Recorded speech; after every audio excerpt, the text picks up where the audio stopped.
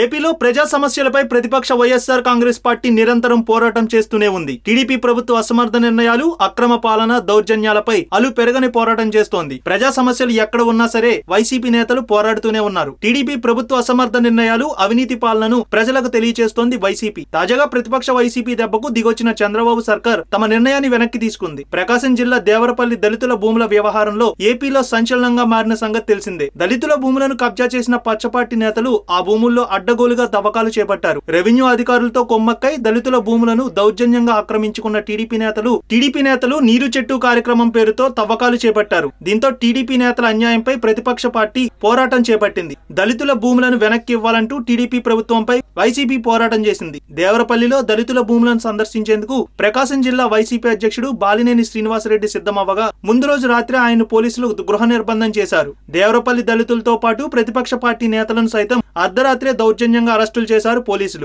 అయినా వెనక్కి తగ్గని వైసీపీ ఈ సమస్యను కేంద్రం దృష్టికి తీసుకెళ్లింది. ఈ దెబ్బతో దిగొచ్చిన చంద్రబాబు సర్కార్ వెనక్కి తగ్గింది. దళితుల భూములను వారికి అప్పగిస్తున్నట్లు సోమవారం ప్రకటించింది. దేవరపల్లిని సోమవారం సందర్శించిన రాష్ట్ర సాంఘిక సంక్షేమ శాఖ మంత్రి నక్కా ఆనందబాబు ఆ భూములను దళితులకు అప్పగిస్తున్నట్లు ప్రకటించారు. అంతేకాకుండా తవ్వకాలు చేపట్టిన భూములను రెవెన్యూ అధికారులు చదును చేసి ఇస్తారని స్పష్టం చేశారు. దీంతో ప్రతిపక్ష వైసీపీ పోరాటంతో తమకు భూములు దక్కాయని దేవరపల్లి దళితులు ఆనందం వ్యక్తం చేస్తున్నారు.